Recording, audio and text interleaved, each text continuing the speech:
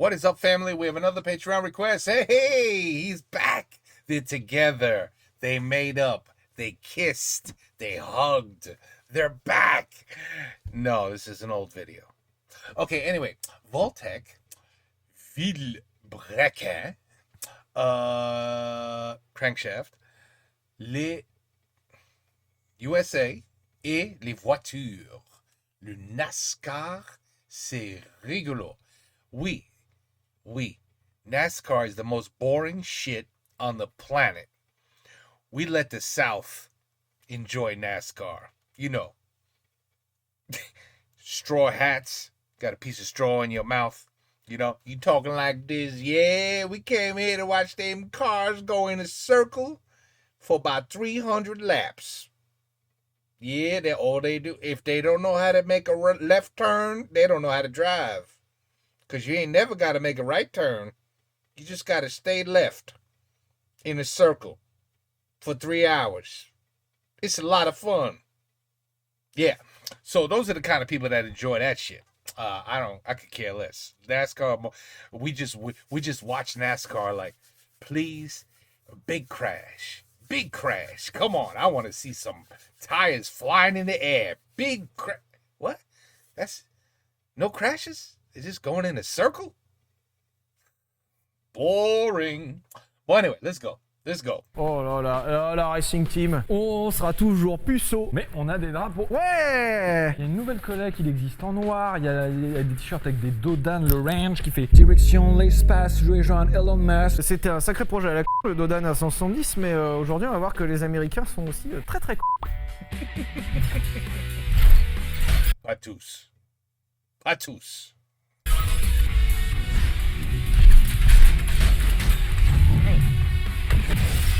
Yeah, NASCARs. Bonjour tout le monde, bienvenue sur Villebrequin. Vous avez adoré l'épisode sur le Japon et les voitures. Alors on pensait pas que ça marcherait autant, donc dans un souci de rentabilité bien évidemment, n'hésitez pas à acheter notre merch et surtout à regarder cet épisode. À savoir que du coup on va faire des épisodes sur d'autres nationalités. On passera en revue les nations majeures de l'automobile. Notamment un jour il y aura la France. Why are you here tonight? Très bien. Évidemment la France et les bagnoles parce qu'on Why are you here tonight? Très bien. On est quand même une grande nation de bagnoles. Mais en parlant de grande nation de bagnoles, il y a quand même les Américains et ils sont bien bagnoles quoi. Merci de nous avoir regardés, gros bisous.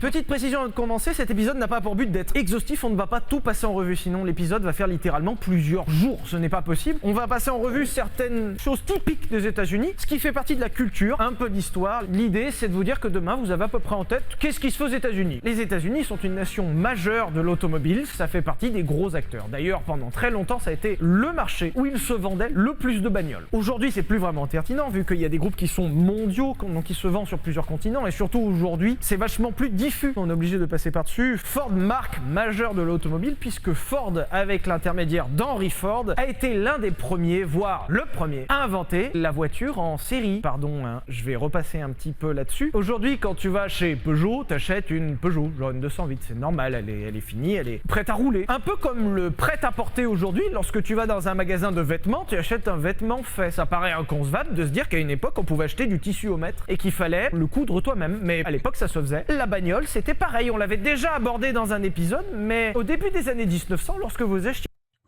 Belle. Ça, c'est une voiture. Elle est belle. That's for like Morticia and her husband and Wednesday. You know what I'm saying? That's what they would drive. By the way, there's probably one thing we still sell more than any country in the entire world, and that's pickup trucks. That's just, I don't think anybody can even come close to pickup trucks. The amount of pickup trucks we sell is ridiculous. You know, I've never owned a pickup truck. Never. Not even one. Not one. Une voiture, vous n'achetiez pas une voiture, c'est-à-dire vous achetiez un truc qui n'était pas prêt à rouler, vous achetiez un châssis que vous deviez emmener chez un carrossier qui ensuite vous crée la voiture sur mesure, sur demande. Par exemple, à l'époque, quand vous achetiez une Bugatti, la France, c'est français, vous achetiez un châssis et un moteur et vous le carrossiez vous-même. Ford a mis fin à ça, entre guillemets, en créant ceci, la Ford T. Alors la Ford T n'est pas le premier modèle de Ford, on a tendance à croire que c'est le premier modèle de Ford, c'est faux. Avant ça, ils avaient créé d'autres Ford, mais la Ford T a été la première voiture voiture vraiment de série, c'est-à-dire une voiture de masse. Une voiture de masse, d'ailleurs avec cette phrase qui est ultra connue, on va vous la refaire, où Henry Ford disait « Vous pouvez commander la Ford T de la couleur que vous voulez, du moment qu'elle est noire ». À l'époque, ça avait été beaucoup critiqué, mais c'est ça qui est drôle, c'est que ça a été beaucoup critiqué, mais tout le monde a fait pareil directement derrière parce que c'était incroyable. La Ford T était la première voiture de grande série où vous n'aviez pas le choix, vous achetiez une Ford T, point. Pardon. Vous vous dites, mais c'était chouette de faire une voiture sur mesure, sauf que la Ford T était proposée 10 fois moins chère que ses concurrentes. Ok, sur certains aspects, elle était certainement 10 fois moins bien, certes. Une Ford T, à l'époque, était vendue $300. Dollar avait pas tout à fait la même valeur. Quand tu sais qu'un repas valait 30 à 50 centimes. Quand tu sais qu'une baraque coûtait entre 10 000 et 30 000 dollars pour une belle maison. 30 000 dollars, t'avais une belle baraque. Dans un He's not lying. He's absolutely right. lieu bien. Quand vous achetiez une très belle bagnole, c'était à peu près 3 000 dollars. Ford T, c'était 300 dollars. Et pour vous donner à quel point ça a bien marché, la Ford T s'est vendue à plus de 16 millions d'exemplaires. Ça a seulement été dépassé par la Volkswagen Coccinelle, mais pour vous dire que c'est toujours encore aujourd'hui la deuxième voiture la plus vendue de tous les temps. On avait hésité un moment, on en avait une à dispo pour un essai. On voulait vous le proposer, le problème c'est qu'on s'est dit que vraiment personne ne regarderait. Et on vous l'avait déjà expliqué, je sais plus quand, on peut pas trop se permettre de faire des vidéos qui marchent pas, comme un boulanger aujourd'hui qui se dit tiens je vais faire des baguettes Mais pas très bonne. Aujourd'hui, vraiment, je vais faire des baguettes dégueulasses. goût violette, tu sais comme les bonbons bizarres. Et même si j'en vends deux, c'est pas grave, c'est chiant, faut que ça marche quoi. On est sanctionné par d'autres trucs, c'est-à-dire que lui, le boulanger, il va être sanctionné par le fait qu'après, sa réputation dans la ville va être faite. Et les baguettes du boulanger, elles goûtent la violette, c'est chiant. Alors que nous, du coup, c'est l'algorithme YouTube qui va nous baiser, qui va nous mettre ciao là, la violette, douille. La violette et la rose, là, vous êtes gentils. Moi ce que je voulais surtout montrer c'est que la Ford T 1 c'est principalement fabriqué en bois, y compris les jantes. Et il paraît que c'est pas si pourri. C'était les époques où il fallait des ébénistes pour la voiture, quoi. Non, mais C'est ça qui était incroyable. fou. Quand t'abîmais ta voiture, t'allais chez l'ébéniste. Monsieur le charpentier, ma voiture est abîmée. Alors le charpentier, peut-être pas exagéré non plus, mais... Si, j'ai une Ford T, monsieur. Oh là, le mur porteur, la bonne grosse poutre, là, vous la gardez comme ça. C'était le BTP. Et pour finir sur la Ford T, ce qui a fait le succès de la Ford T, c'était que les solutions étaient finalement assez technologiques puisque la Ford T avait déjà une boîte automatique. Rien à voir avec les boîtes automatiques modernes, mais pour le coup, tu mettais juste une marche avant et c'était bon. Le moteur était plutôt moderne, on avait un 4 cylindres en ligne. La voiture était relativement rapide et ce que j'aurais beaucoup aimé vous montrer, c'est que tu conduis pas au pied, tu conduis à la main. De mémoire, il y a And the airbag was really good. It would really protect you, the airbag. When you hit a tree, you would actually live. No, actually, you would die. une pédale par terre pour la marche arrière. Il faut juste pas les réflexes modernes de se dire je veux freiner, t'appuies, en fait c'était la marche arrière, t'as pété toute la caisse. Mais sinon, c'était une voiture finalement très moderne. Ça a continué comme ça jusque dans les années 30 et 40 où les États-Unis se sont surtout illustrés pour une chose. Lorsque l'Europe était en guerre et donc n'avait pas forcément cœur à faire des voitures ultra puissantes et performantes, les Américains ils étaient toujours à la blague, hein. C'est-à-dire que dès les années 30, on a vu apparaître des voitures avec des énormes V8. Ouais. C'est simple, hein. On se pose souvent la question d'où vient le V8 aux États-Unis, parce que je vous l'ai pas dit. Tant qu'on parle de culture automobile américaine, Amérique égale V8. Point. Et ils ont pour but de te foutre un V8 dans n'importe quoi. Chariot de supermarché, ils y foutent un V8. Il y a aussi des topologies géographiques qui font que nous en France on a besoin moins de ça, les territoires sont moins grands, les routes sont un petit peu plus sinueuses, tortueuses parfaitement. C'est vrai que la 66 par exemple c'est un bel exemple quoi. On le verra, hein. Ils aiment bien les chevaux de façon générale. Ce qui est drôle du coup c'est qu'à la base, les Américains faisaient surtout des 4 cylindres en ligne dans les années 10, 20, 30 et que rapidement ils en sont arrivés à faire du V8 et c'est simple puisque un V8 en fait c'est 2 4 cylindres en ligne collés et c'est devenu une architecture assez commune aux États-Unis. Aujourd'hui ça peut vous paraître oui une bagnole avec un V8. À l'époque, une Ford T, ça faisait à tout casser une dizaine de chevaux. Lorsque Ford, en 1934, sortait une Ford 34, ils sont pas trop emmerdés pour le nom. Nomenclature 34, c'est quoi? C'est la cylindrée? Elle est sortie en 1934. D'accord. Il y a eu la 38 après. Devine pourquoi. Centimètres, parce que la taille de ma... V8. 38 Ds? No. Oh, we're talking about cars. I'm sorry. 8, quasiment 100 chevaux. Je cite la Ford 34 puisque ça a été la voiture de Bonnie and Clyde, voilà, et que c'était très drôle puisque on a quelqu'un qu'on connaît qui en a une. Ça s'appelle ni Bonnie ni Clyde, mais c'est ok. Et il a plein d'anecdotes dessus, et du coup il nous racontait que à l'époque quand ils ont sorti genre la Ford 34, ça faisait plus de 80 chevaux. 80 chevaux à l'époque te permettaient de passer les 100 km/h sans trop forcer. 100 km/h, faut se rappeler que dans 34 il n'y avait pas des routes partout, c'est-à-dire que souvent il y a des chemins. Donc tu pouvais atteindre 80, 90, 100 dans un chemin. Tu croisais la plupart du temps des Ford T qui plafonnaient à 50, 60 en forçant beaucoup. Et qu'en fait, tu avais littéralement une Bugatti Veyron. Et ce qui était drôle, c'était que les flics de l'époque, et c'est pour ça que les gangsters prenaient des Ford comme ça, ils pouvaient pas te suivre. Je rigole, je m'arrête pas, je suis Et surtout à l'époque, quand il n'y avait pas de radar, il n'y avait pas de caméra, Super pour l'appareil photo. il n'y avait pas de péage, même pas de plaque d'immatriculation. C'était fou de se dire qu'à l'époque, il n'y a aucun autre risque que faut juste être plus rapide que les flics. Et c'est dès les années 30 qu'on a commencé à voir That's brilliant. See, that's the way it should have been. I wish it was still like that today. apparaître des énormes voitures V8 qui bombardaient beaucoup pour l'époque. On a commencé à voir apparaître dès les années 40 des préparations sur ces mêmes voitures. Et c'est à partir de là que c'est parti en couille. Encore une fois, ça va vous paraître étonnant, mais dès les années 50, on a vu apparaître chez les voitures You know that américaines guy, des you know that innovations qui semblent assez incongrues à cette époque-là. Par exemple, la climatisation. On a l'impression que c'est un truc super moderne parce que nous, en Europe, il a fallu attendre les années 2000 pour avoir la clim de partout. Aux États-Unis, dès les années 50, on voyait apparaître les régulateurs de vitesse. Mais parce que c'est vraiment des trucs qui sont chez eux devenus un impératif encore plus tôt que chez nous. Pour Mais les mêmes raisons oui. évoquées précédemment. Et du coup, on en arrive à pourquoi que les Américains, ils ont tout de suite eu des innovations comme ça et pas nous, puisque les Américains en ont eu besoin bien plus rapidement que nous. Alors déjà, pour la clim, c'est simple, hein. Les États-Unis ils peuvent faire moins 15 comme plus 50. Et surtout, la topologie des États-Unis fait que c'est des très très très grandes lignes droites partout.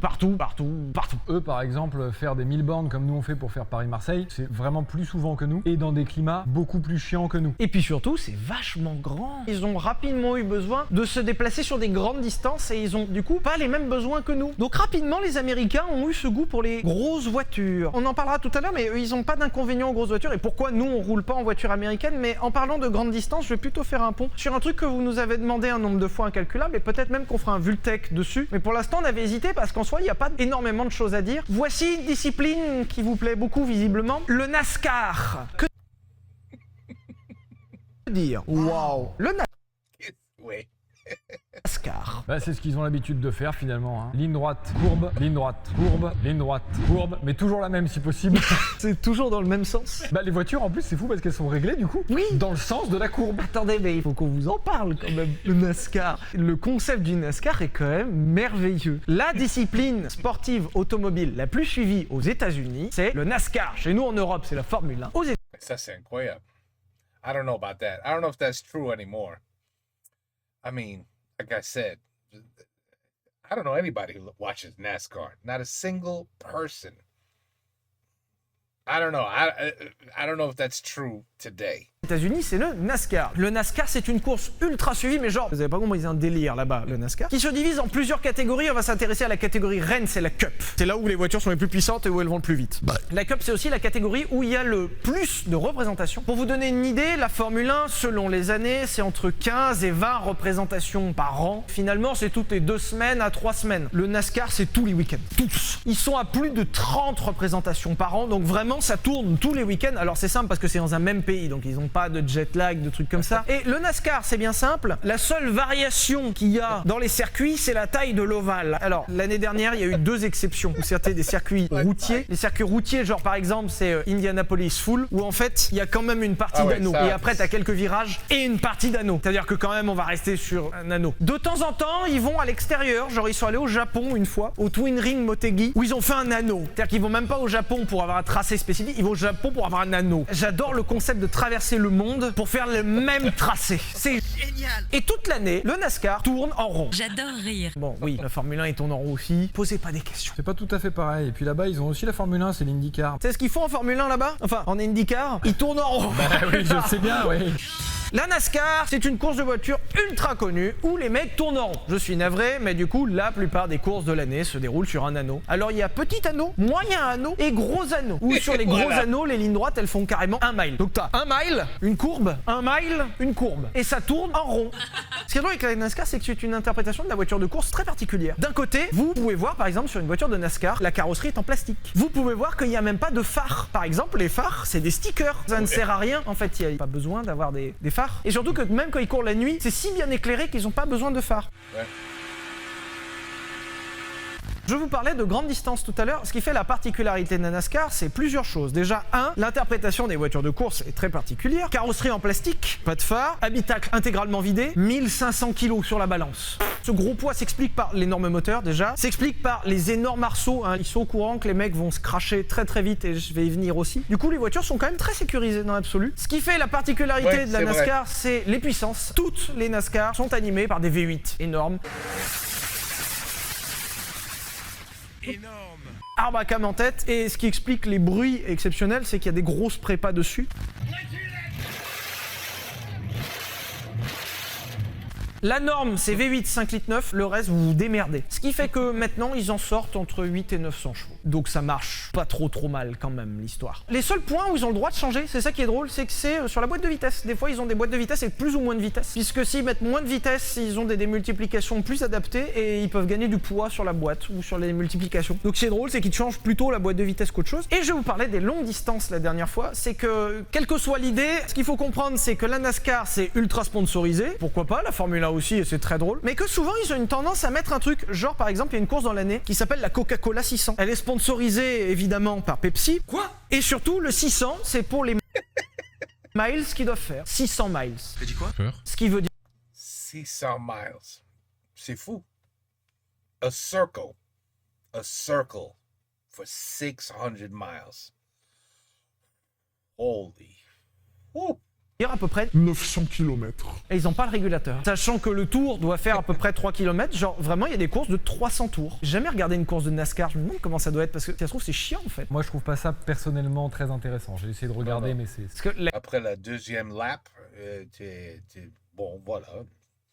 Je crois que je comprends. Ouais, OK, ils vont faire ça 400 more times. OK, ben, je comprends. OK. Bonne soirée. I'm gonna go drink now, and you have fun watching your la F1 c'est déjà long hein. Et il y a des virages, il y a des potentiels accidents, vraiment. Je viens de me rendre compte. That's the fun part. But you wait. Yeah, somebody crash. De ce que j'ai dit, parce que les gens ils vont hurler dans les commentaires, il y a des accidents aussi en NASCAR et je n'arrive pas à comprendre comment. Si, j'ai compris, je me suis renseigné. Oh, qu'est-ce que c'est drôle. Tu sais pourquoi? Les mecs ont des freins. Vous allez me dire, heureusement, pas tant. Parce que les courses de NASCAR, la plupart du temps, quand ça se passe bien, les mecs ne touchent pas aux freins. C'est-à-dire que le maximum de ce qu'ils font, c'est soulever le pied. Pas lâcher, soulever, c'est tout.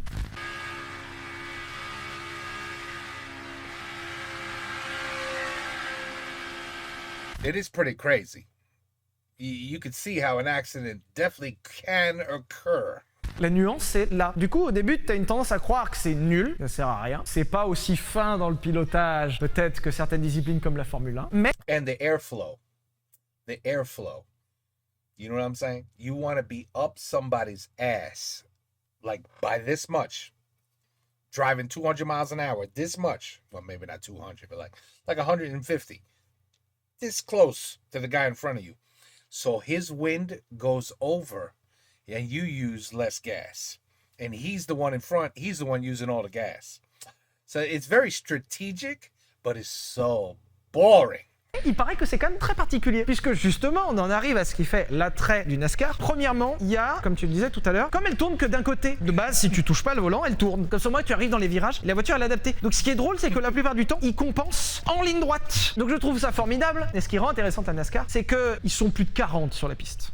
Ce freinage, il y va Briscoe, il y va un petit peu trop loin, il y va.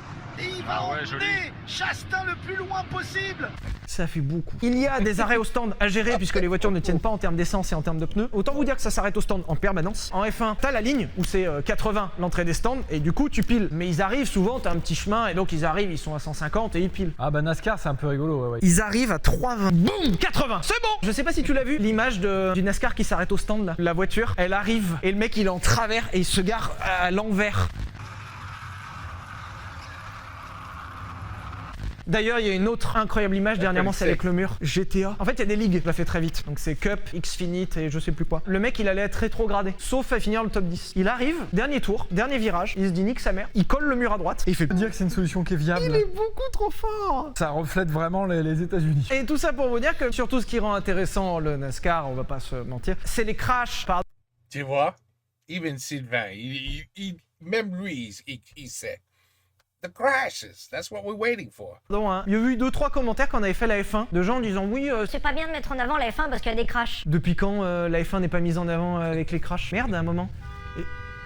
Exactement. Évidemment que la F1 est mise en avant avec les crashs. Dès qu'il y a un crash, tout le monde met ça en avant parce que c'est ce que les gens veulent voir. Je suis navré. En fait, malheureusement, ça s'appelle du journalisme, c'est le sensationnalisme. T'es obligé pour mettre en avant de mettre ce genre de truc en avant. On n'est pas content quand il y a un crash, évidemment. Nous faites pas dire ce qu'on n'a pas dit. C'est juste que c'est comme ça que le sport véhicule un petit peu un attrait. Les gens ont tous une passion un petit peu morbide, malsaine. 3 connards qui ont dit ça, c'est les 3 connards qui s'arrêtent sur l'autoroute quand il y a un crash sur la voie d'en face pour Voilà, regarder. exactement, et qui refont un accident sur leur voie parce qu'ils ont voulu regarder. De merde. Par contre, le NASCAR, ils s'en cachent pas. Le NASCAR, le but, c'est de taper. Alors, c'est drôle parce qu'ils ont une technique. Quand t'es devant, tu prends l'air, donc tu vas moins vite. Donc, ce qui est fou en NASCAR, c'est que souvent, ils ne prennent pas forcément la première place tout de suite pour ne pas avoir l'air et pour rester derrière parce que ça économise aussi un peu la voiture. Comme c'est une... Has he ever done a video about Destruction Derby? I mean, you want to see some serious Southern...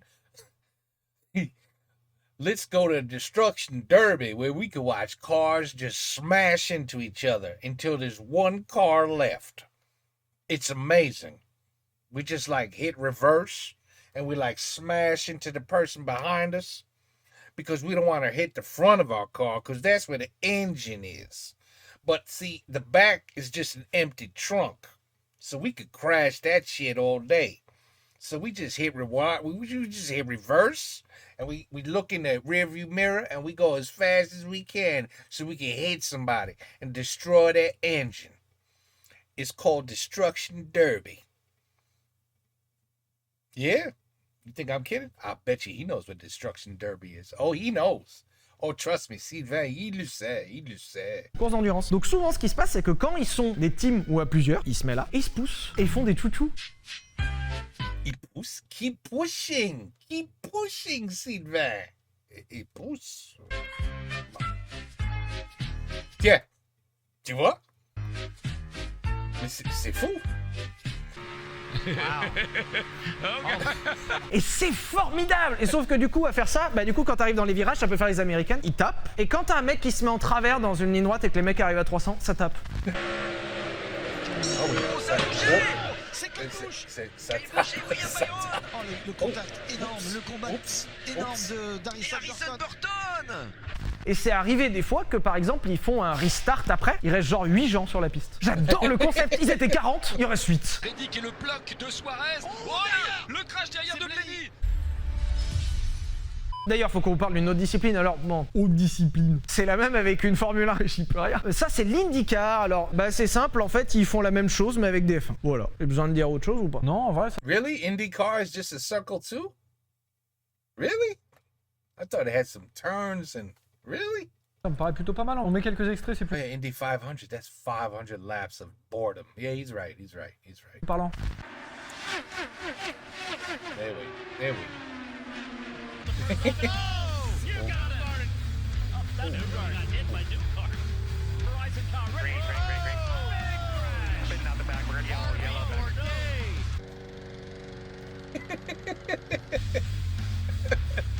That was good.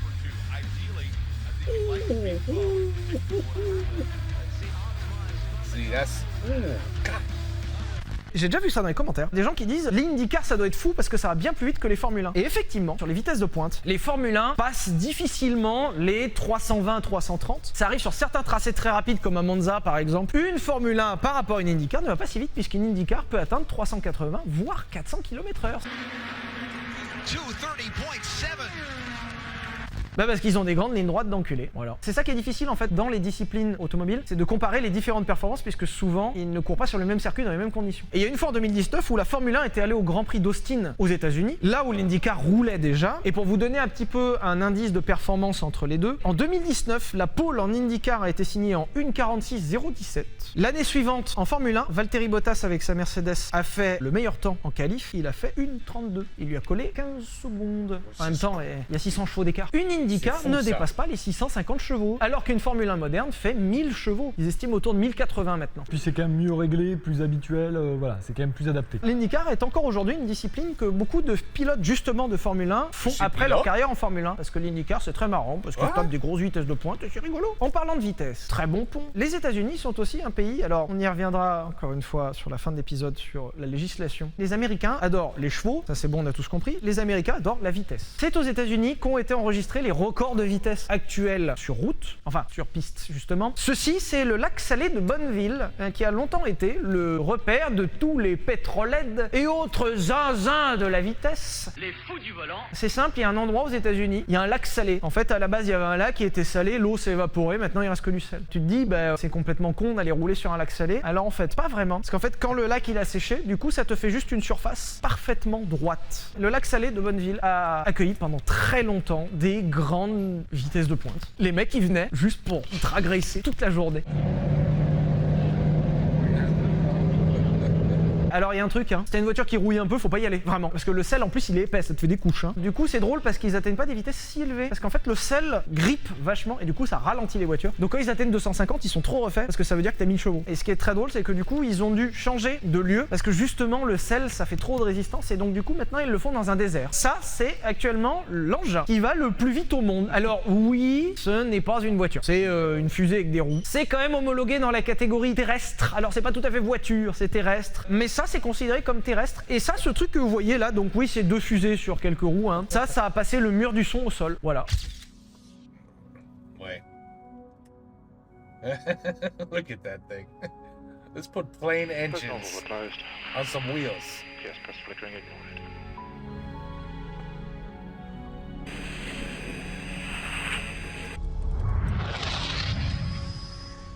Yeah, that's moving. That's moving. He's late for work. He's late for work. My God. It's unbelievable.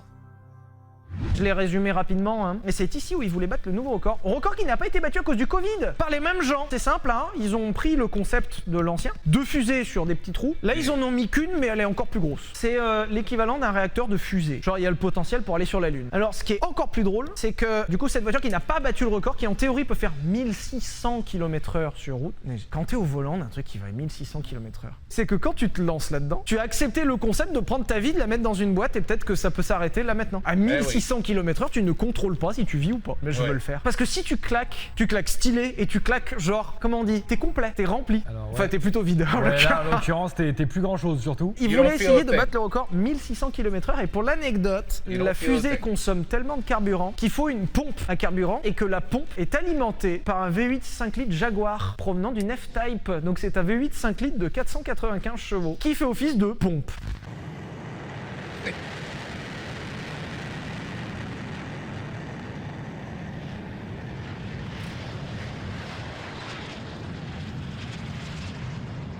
Parce qu'il y a besoin de tellement de carburant pour sortir. Pardon, j'ai pas précisé la puissance. C'est entre 140 et 150 mégawatts. Elle fait 135 000 chevaux, ouais. C'est pas mal, hein? C'est quand même, non, mais c'est cohérent. Tant qu'à parler de vitesse, bien sûr, je suis obligé de vous parler du drag race. Aux États-Unis, c'est quelque chose de très très répandu à tel point que ce genre de truc, ça s'appelle des drag strips. C'est vraiment des circuits prévus et genre, par contre, il y en a partout. On a l'impression que c'est une piste normale. En fait, c'est des pistes un peu particulières. C'est des pistes encollées, c'est-à-dire que c'est un bitume particulier qui colle vraiment. Dès qu'il chauffe, en fait, tu mets ta main, genre, ça colle. Ce qui fait qu'avec des pneus particuliers, notamment certains slick exprès, les pneus peuvent passer une puissance quasiment illimitée à la roue, à tel point que c'est arrivé dans certains drag race et dans certains dragsters très puissants où le pneu colle tellement au sol que le pneu, comme il peut pas glisser sur la route, bah il glisse autour de la jante. C'est pour ça que du coup maintenant les pneus sont collés sur la jante.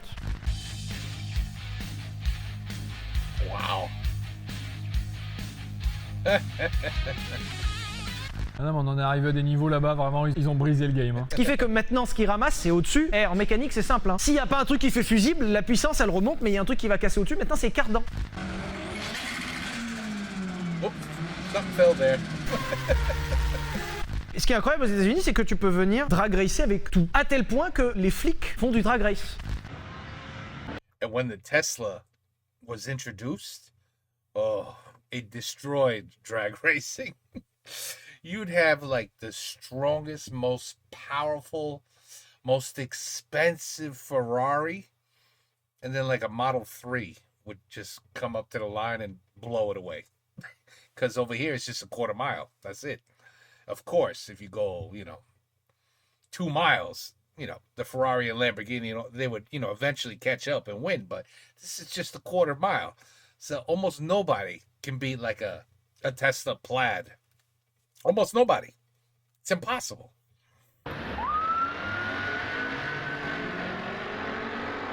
Genre, ils font des événements caritatifs, tu vois, où genre, s'ils gagnent, bah, le mec, il met $50 et du coup, c'est redonné à une association. Vraiment, c'est normal. Tu peux vraiment drag racer n'importe quoi. Il y a des catégories moto, et des catégories voitures, et des catégories bus. Ils font des drag races de bus. And tractors. And a tractor. Et il faut des drag races de camions. Ça s'appelle le Big Oh, oui, Rig oui. Drag Racing. Voilà, c'est voilà. pas qu'aux États-Unis, ils font ça aussi au Canada, au Québec. Eh, bonjour la commune du Québec. Bonjour la commune du Québec Il y en déjà. a quelques-uns, en vrai ça fait hyper plaisir. Quelques-uns beaucoup. Le Big Rig Drag Racing, c'est-à-dire que, tu sais, en France, aujourd'hui, on t'apprend les bons gestes pour l'écologie. Au même moment, aux États-Unis, un ricain, il fait ça. Ce qui est bien, c'est qu'il faut qu'on soit 100 000 pour compenser ce mec. Mais du coup, il y a une vraie tradition. Ils achètent leur propre camion et ils sont à leur compte. C'est chacun à leur compte, c'est un trucker. Vraiment, t'as des agences où tu commandes un trucker et un Uber Eats. Le mec, il a son scooter, bah là, il a son camion. Et donc, du coup, là-bas, il y a une vraie tradition que chacun a son camion. Ce qui est incroyable dans le Big Rig Drag Racing, déjà, vous aurez peut-être remarqué qu'ils ont des remorques chargées. Ils s'amusent à mettre genre des 50 tonnes sur la remorque et à tracter ça avec un truc qui est encore plus drôle. Les Big Rig, il n'y a pas de limite. Tu viens avec le camion que tu veux. Point. Alors, je crois qu'il y a des règles à la con, tu sais, elles ont 100 ans les règles. Genre, le véhicule doit pouvoir se positionner tout seul sous la remorque, donc tu dois avoir une marche arrière, débarrer en moins d'1 minute, donc tu peux pas avoir un moteur trop fou, et pas une trace d'huile avant de te placer. C'est règles à la con comme ça. Par contre, tu viens avec ce que tu veux sous le capot. Ils arrivent avec des tracteurs qui font 10 000 chevaux, et ça pollue un poil. Non, ça pollue. Non. C'est, ouais, ça pollue. Juste un peu. C'est si con que ça en devient incroyable. Parlant de trucs cons, hein, il y a une autre mode aux États-Unis qui s'appelle le coil rolling. C'est tout simple. Le seul but, c'est de faire le nuage de fumée le plus gros. Tu vois? What pollution? What pollution? What? What's the problem? C'est des nuages, Ça va pleurer, ça va pleuver bientôt. C'est des nuages, ça. It's not smoke. Je vous adore vraiment, hein, mais ça je comprends pas. What the fuck? Man, we really are. People must look at this country and be like, what the fuck is wrong with those Americans?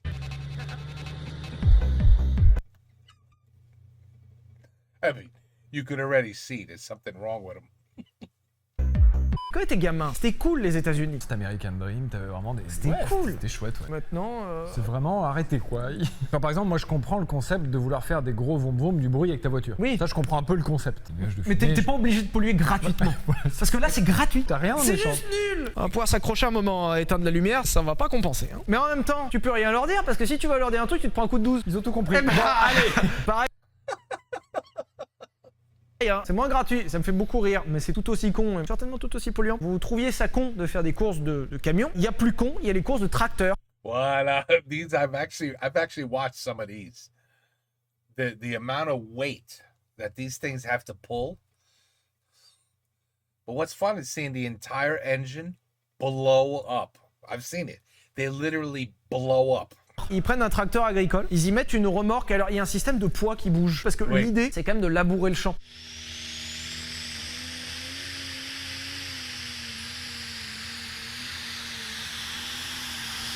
L'année dernière, en tracteur pooling, catégorie national, donc c'est-à-dire tous les pays. Comme il n'y a pas de limite de puissance, il avait une turbine d'Eurofighter sur un tracteur. Regarde ça. Ils font même pire que ça. Je vous ai pas parlé. Le jeté de pick-up depuis une falaise. Oui.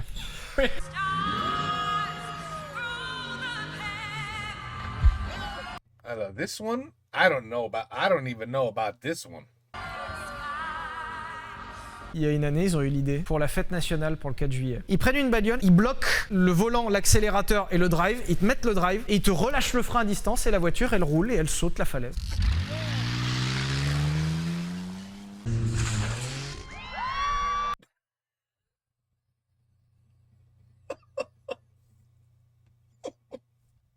Holy shit. Oh, man. I am so embarrassed for us.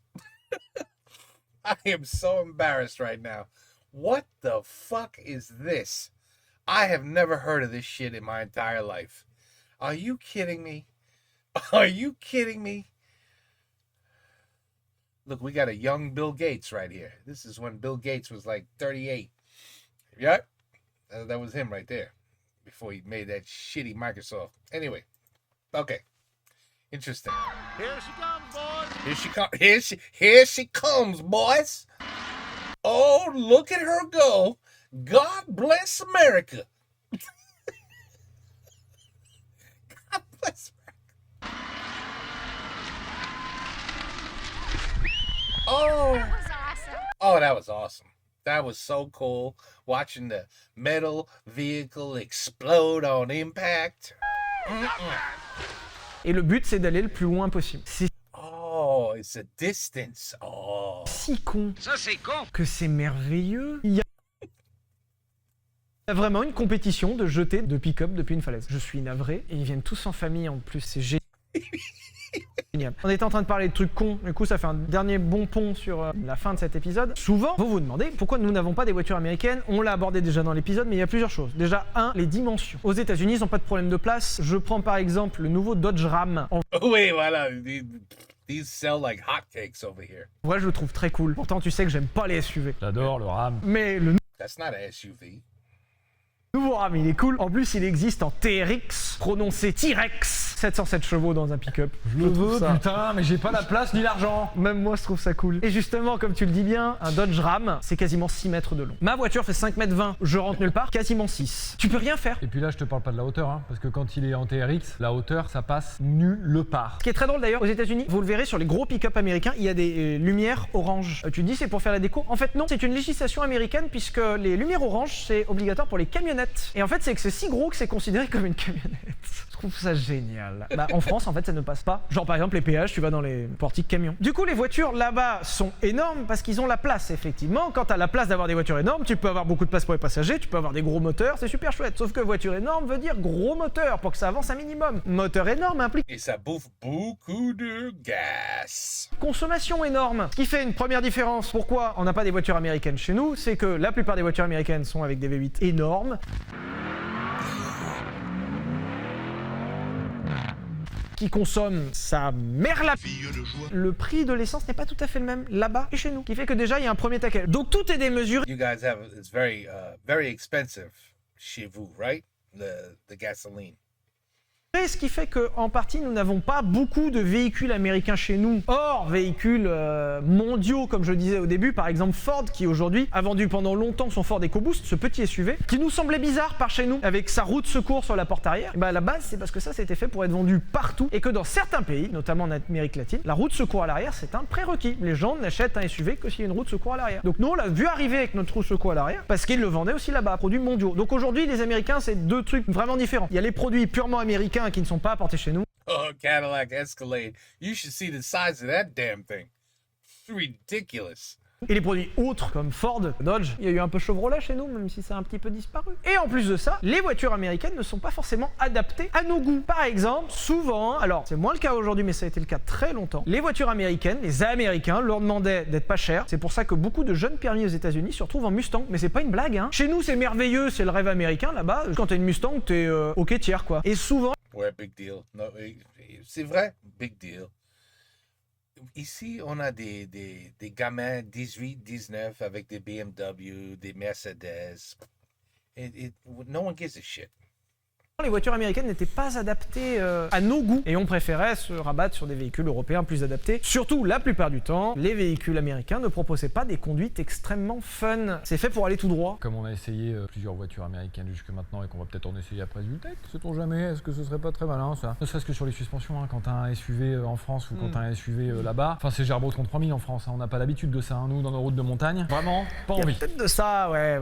J'en viens au dernier point et après on vous laisse. C'est un petit peu les paradoxes. Alors nous, bon, les paradoxes chez nous, on en a. La vignette critère, par exemple, c'est quand même drôle de te dire que toute la gamme Ferrari et toute la gamme Lamborghini est en vignette critère 1, contrairement à la gamme Peugeot où il y a beaucoup de vignettes critère 2. Bref. Aux États-Unis, c'est un peu pareil. Les États-Unis ont été pionniers sur les normes de pollution, c'est-à-dire que pendant longtemps, les marques européennes proposaient des moteurs moins puissants pour s'adapter aux normes américaines qui étaient très sévères. Les normes américaines de sécurité étaient également très sévères. C'est pour ça qu'on a vu beaucoup de voitures des années 80 avec des énormes pare-chocs noirs parce qu'il y avait des normes en fait de sécurité, de choc piéton notamment, où il fallait que genre le piéton il a rien à 20 km/h et du coup, fallait un pare-choc comme ça.